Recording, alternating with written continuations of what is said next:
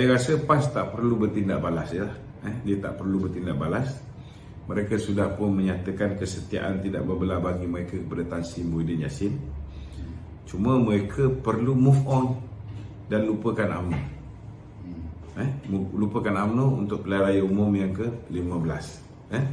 Sebab saya tidak nampak PAS akan meninggalkan Tan Sri Muhyiddin Yassin ataupun bersatu. Mungkin ada benda-benda istimewa yang Muhyiddin boleh bagi, kita tak tahu tetapi saya memang tak nampak lah, ini secara peribadi kalau tiba-tiba mereka ada strategi untuk meyakinkan UMNO bahawa mereka nak bersama dengan kita, mereka boleh mufarakah sekejap dengan bersatu, lepas dah dapat kursi yang kita agihkan kepada mereka, lepas pilihan raya mereka kembali pada bersatu, itu kita tak tahu. Cuma saya nak beritahu, kepimpinan kita bukan bodoh. Itu sebab kepimpinan kita meletakkan 3 syarat utama. Kerana kita nak pastikan bahawa rakan kongsi kita mestilah rakan yang betul-betul setia dan boleh dipercayai. Kalau tidak ada kesetiaan, tidak boleh dipercayai, pernah khianat dan tak ada jaminan dia tidak khianat kita lagi, macam mana? Jadi jangan nampak perkara ini sebagai satu syarat yang angkuh. Tidak. Kita tergamak memberikan syarat begini kerana kita ada pengalaman yang tidak baik. Macam saya selalu ulang, kita baru nikah kat Thailand, belum sempat balik Malaysia register, dah dia nikah dengan orang lain. Macam mana? Jadi mesti ada sebab kenapa Datuk Seri Zahid dan kepimpinan UMNO meletakkan syarat yang begitu tegas. Okey? Betul. Ya. Adakah pandangan Datuk lah, diorang ni betul-betul tak, macam Datuk kata tadi, diorang memang betul nak bersatu ni dengan PM, adakah disebabkan faktor dana tu? Saya nampak tinggal faktor dana sajalah. Kalau nak kata dulu, faktor utama mereka bersama dengan Mahathir, lepas tu bersama dengan Muhyiddin ialah kerana faktor royalty minyak.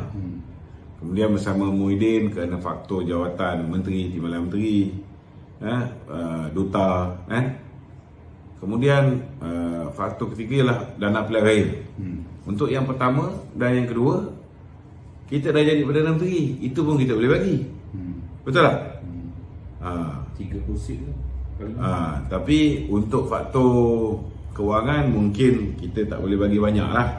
Tapi kalau ikut peruntukan yang diperlukan oleh PAS untuk 167 kawasan DUN dan juga lebih kurang 30 kawasan parlimen, dia hanya perlukan 4.7 juta. Saya rasa kalau dia minta UMNO 4.7 juta ni pun UMNO boleh bagi. Begitu kecil, tak tahulah. Saya rasa dulu masa pilihan raya dulu pun kita bagi lebih daripada tu. So, ada kemungkinan tak? Ada kemungkinan tak? Dalam masa sebelum PRU ni, diorang akan pergi ke UMNO, tapi selepas PRU, diorang akan patah balik. Saya dah sebut tadi. Oh dah? Saya dah sebut tadi kan? Okay. Kau ni kadang-kadang tak berada di dalam radar. Okay, ya. Okay, tu. Soalan Azmin Ali tu Ya. Okay, Azmin Ali tanya soalan? Bukan. Oh, soalan berkenaan dengan Azmin Ali Okay. Azmin Ali secara sinis cabar Anwar bertanding di Gombak. Dia kata Anwar dah tak relevan lah secara sinisnya tu. So, sekiranya Anwar bertanding di Gombak, apa peluang Azmin tu? Dia sebenarnya Azmin Ali pun tak berani nak bertanding kat Gombak tu. Dia dah mengintai-ngintai kawasan Parlimen Shah Alam.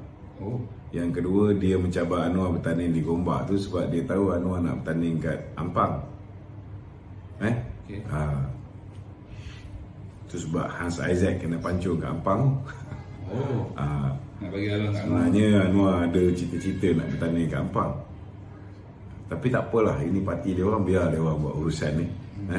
Kat mana pun Anwar nak bertanding, bagi saya rakyat Malaysia perlu bijak dan kena faham strategi badui pembangkang.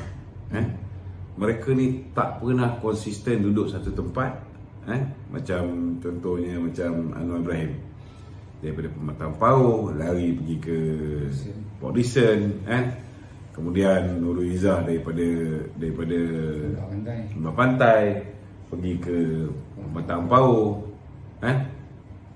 Wan Azizah pun sama daripada Pematang Pauh pergi ke Pandan.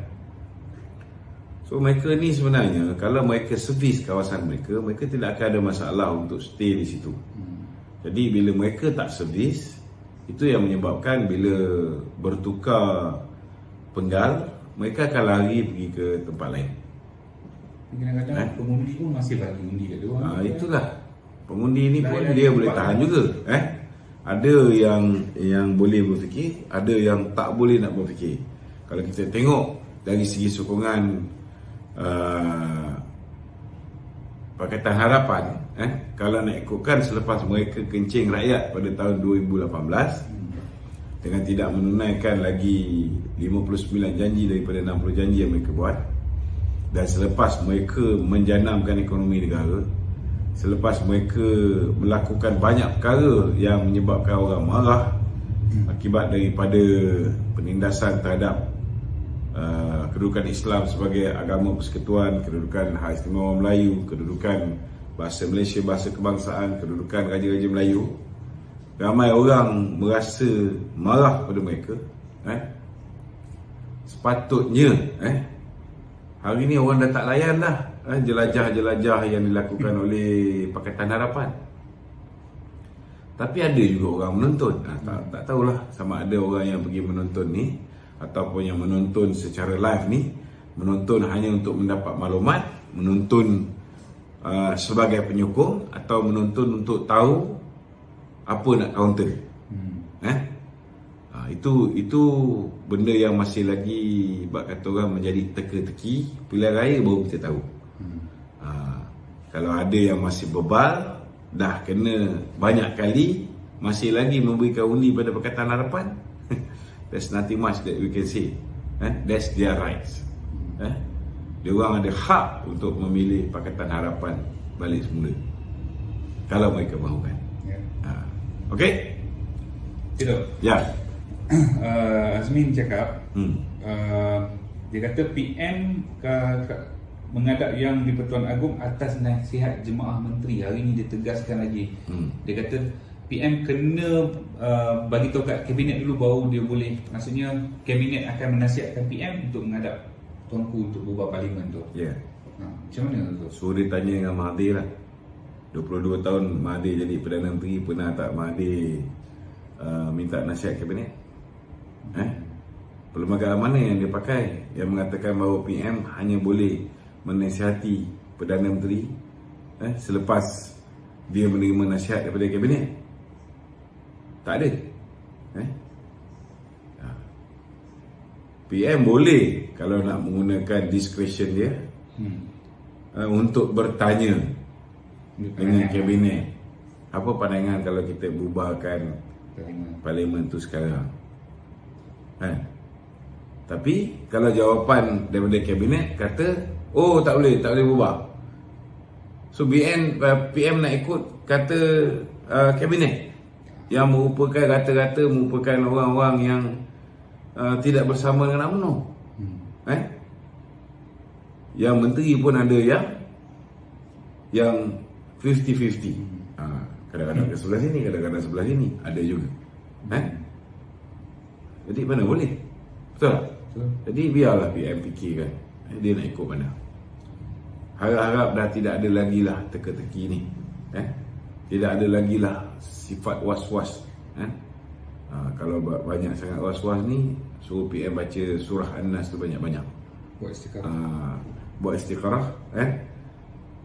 Jangan buat istikharah nak nampakkan apa ni, nak bubar ke tak patut bubar. Kan? Buat istikharah. Doa dia, ya Allah ya Tuhanku, kau berikanlah kekuatan kepada aku untuk membubarkan, untuk mencadangkan ke bawah diri yang Maha Mulia daripada kebaginda Pertuan Agong untuk membubarkan parlimen. Kalau misalnya pembubaran ini tidak baik untuk aku, untuk negaraku, untuk rakyatku, maka gagalkanlah pembubaran ini. Macam tu patutnya nilai dia punya ni. Kalau dia mengharapkan ada nampak mimpi ke apa, payah. Bukan semua orang buat istikharah ni dapat petanda daripada Allah Ta'ala, kan? Okey, maknanya buat istikharah tu dia terus bulatkan tekad dia, boleh? Okey. Itu kata Azmin Ali tu Ini kata Anwar Ibrahim pula. Kata Anwar Ibrahim apa pula? Dia kata UMNO tiada majoriti untuk bubar parlimen, dia kata. Oh, UMNO tak ada majoriti untuk bubar parlimen. Dia kata UMNO ada 38 seat je, tak boleh, tak ada majoriti kononnya untuk bubar parlimen. Macam mana kau? Dia macam ni.